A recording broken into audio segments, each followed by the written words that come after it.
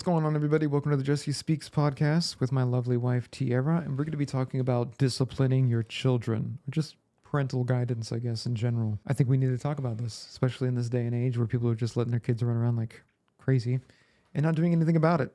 Yeah, we wanted to talk about this. I came across a video of the show Blackish with Anthony Anderson, and it opens up the scene. The clip is their daughter walks in and she's screaming at her parents that she wants Chipotle or she's going to burn the house down. You know, she's very irate. Apparently she's on her... And she looks like she's like 12, right?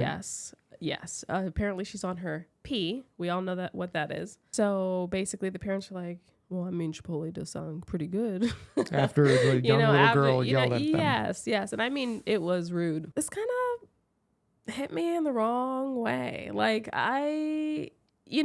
this is coming from a clip that I've seen recently of The Cosby Show where Lisa Bonet, I forgot what her name is in the show, but she comes to her parents, Bill Cosby, and her mother, and basically says something a little out of line too. And her mother gives her a long speech and basically drops the mic in front of her. Yeah.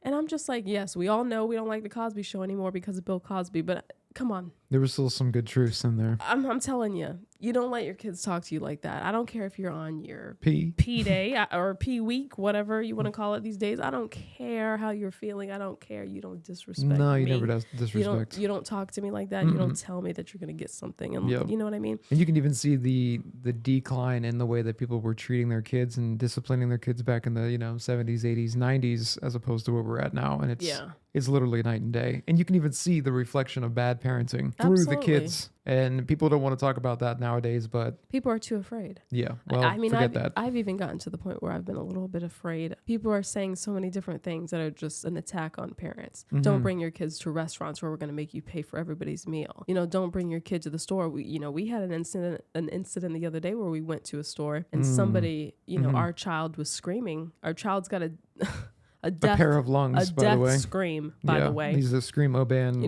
rock star. Sounds like a...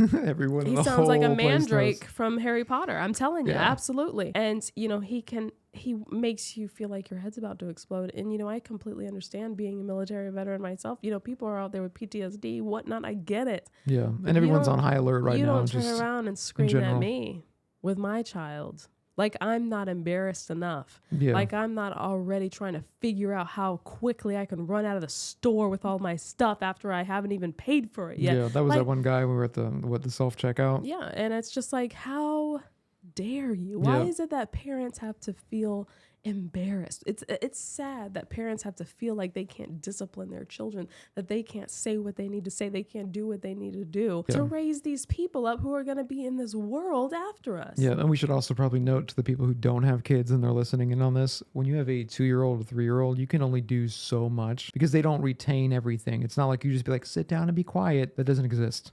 It doesn't exist yet. They don't have any of those teachings, that knowledge to say, hey, what I'm doing is annoying, or hey, what I'm doing is too loud. They don't know any of that. They're just going to do whatever they feel like. It's all emotion based. These children are just doing as they feel based on emotions. And it seems like, looking at social media and looking at all these people talking about kids, that these people are just catering to it. Oh, how do you feel, honey? Or just let it all out. You feel what you feel. But that's not. The reality is you don't give him a toy every time he cries. You don't go to work and feel what you want to feel. If you feel like crap, if you're on your P day or P week, like I'm generally at when I go to work, that doesn't mean I get to scream and talk to anybody how I want to talk to them and say, well, sorry, I'm on my P. No. It doesn't work that way. And that's how we train our kid, though. We kind of give him a world where we don't try to sugarcoat the world to him. We explain to him the world that he's about to be in. Well, we don't sugarcoat it because we are presenting the world that he lives in as a reality. As a reality now. Yes. Then saying, sorry, but your reality's changed because you're a certain age. Yeah, no. No, and people who want to say, oh, well, he's 2, he doesn't know better, but I'm sorry. No, that's but not he true. knows better. Oh, yeah. And you can tell. Yeah, our kid literally tries to provoke us. Like, he knows what's right, to an extent, not all right and wrongs. And he's not like super... And every child's different. There are some children out there that still, sit around like a loaf of bread. I mean, I've seen them. I've seen them just be like this. But our son will literally like take a cup of milk and just like stare at you, and then he'll be like, about to throw it on you, and you're just like, don't you do it. And he's just staring at you. And then 1, 2, 3, throws it all over the bed. And we're like, you clearly knew what you were doing there. Because he pauses. And then he pauses, He has it, and thinks he's about like, it, and then he runs. looks at you. Are you sure you don't want me to put this on the bed? I'm like, don't put it on the bed. You're going to go to, time out. Boop. Real quick. I don't know. And then it just does it. And it's Yep. just like, you just, you know your kid as a Yep, parent. you And do. I'm not going to say that there aren't parents out there that abuse their kids, obviously. But come on. Yeah. If you see a good mom out at the store, you really think, come on. She's not abusing her child. No. If anything, she's trying not to look like she's abusing her child in front of you because her child's screaming at the top of their lungs. And it's just like so many people. I know parents who don't even come out of their homes. Yep, until the kid's like 18. Because it's like they're so afraid. They're Yeah. so afraid. And I'm just like, this is ridiculous. And we just are continuing to promote children that act out, promote children who talk how they want to talk, promote children who are with not absolutely no buffers or no discipline whatsoever. They need that rebar. This is why they're kids. You know better as the adult. You've experienced life. You understand how things kind of work. Yeah. And you need to break that to them very simplistically in the beginning, and then little by little they'll be more and more like hopefully you as the parent. If you're good, then you'll have good kids. That's just it's as simple as that. If you're neglecting your kid and you're not there for him, he's going to lash out, and he's not going to care about what you have to say, and he's going to go out and get in trouble. So in my mind, I feel like if we don't discipline him, then the world is just going to have their way, and he's going to get disciplined by the world in a way. The world's going to continue to beat them down until they conform, which, you know, we're not going to talk about. That's going to be another segment wild there. We'll ride have to of talk about things. that. But, at the end of the day, you do have to somewhat conform no matter what you're doing, no matter where you are, you have to conform to something. You have to be a part of something, Yeah. Well, just to keep the organization of the world, like you got to, not obviously you don't want to be a part of the world. This is a whole Christian podcast. We're not saying like conform to the world, but we're trying to just say like there's a functionality and a mechanism that we need to all be in tune with for us to wake up in the morning and go to bed the next day and just kind of rinse and repeat and work with some kind of order in our life, and that's what the kids need to conform to. Yeah, I'm going to read a couple verses and I'll let you jump on your verses. Yeah. Let's start with Matthew 15:4. Okay. So, for God commanded, honor your father and your mother, and whoever reviles his father or mother must surely die. That's steep. It is pretty steep. I mean, we all know the honor your father and mother, obviously, but I think. But I like the way that the Bible doesn't really play either. It's just like this is this. It's black and white. Because if you disrespect a parent, then you're good as dead out there. I think so. I kind of like maybe that. Maybe it's as sharp as it is because it's almost like if you're willing to go against your mother and father, who's to say you'll go against somebody else? Of course. You definitely will. They're not your blood. They're not your mother. They didn't birth you into this world. They're not your father. Yep. And nobody's going to care about you more than your own parents do. So let me go ahead and read you this verse here. We got Ephesians 6:4. Fathers, do not provoke your children to anger by the way you treat them. Rather, bring them up with discipline and instruction that comes from the Lord. So if you noticed, everyone, let me just take it back. A lot of people like to, when they read the Bible, they hear discipline in the Bible, they're instantly afraid and they're like, this is abuse, this is this. And that's just a complete lie from the devil, because there's verses in here that are just so powerful that can actually teach your kids correction and righteousness and bringing them up well, using the instructions from the Bible and the instructions from the Lord. Yeah, and discipline is a very, very powerful word, and not just in disciplining children. I think we forget discipline is discipline. Discipline is, to me, a level of, respect. Getting closer to God. Oh yeah. When you have that level of discipline, when you refrain from having sex outside of marriage, when you refrain from doing drugs or, overdoing alcohol, or when you refrain from looking at porn, when you refrain, that's discipline. That's a level of discipline. That's a level of godliness. When you go to church every single Sunday, that's a level of discipline. When you pick up your devotional, that's a level of discipline. When you say, I'm going to talk about God first before negativity, that's a level of discipline. That is what you are teaching. And that's what keeps you alive. I think people think when you say discipline, that means you're hitting your child. No. You are disciplining. I'm teaching my child to refrain from doing certain things that are going to affect him in the long run. That's going to cause consequences. Yep. Which is the same thing as anything in this world. You overeat, you're going to get fat. Is that not a level of discipline? Of course. Absolutely. Absolutely. It's just as simple as that, but as big as that as well. It's wild. So let me read one more to you, and then we'll go ahead and conclude this this podcast. So on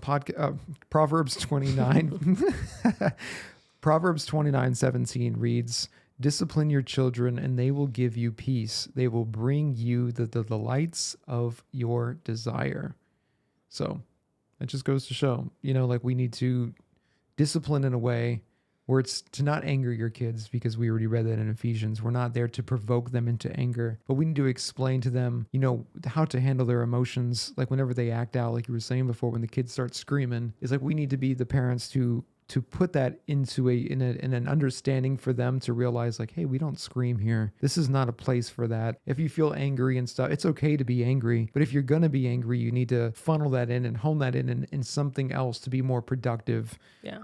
Even adults get angry. It's very normal to be angry. Even Jesus was angry, and he turned over the tables when they made the church a den of thieves. Absolutely. There's a righteous type of anger. You're allowed to be angry as a Christian. But it needs to be saved for those moments. Exactly. Which is exactly what we're trying to teach our son. Yeah. You don't get angry over something that you don't need to be angry over. No. And therefore you need to cut it out. Yep. That needs to stop. Yep, like earlier when I took him out to go play in the pool, like I took the hose and I started filling it up, and he's used to just grabbing the hose and taking it and spraying it around. But this time we needed him to listen up because we were going to do this podcast and we're going to have grandma watch him while we do it. So I had the hose and I was holding it and filling up just the pool just for me to turn it off. And he was not used to that level of discipline. He's used to having the hose, doing as he pleases, but this time he had to learn that not all the time it will be that way. Yeah. And you had to explain that to him. Hey, listen, he doesn't really understand. He understands some words, but again, it's kind of hard to just explain to your child when they don't fully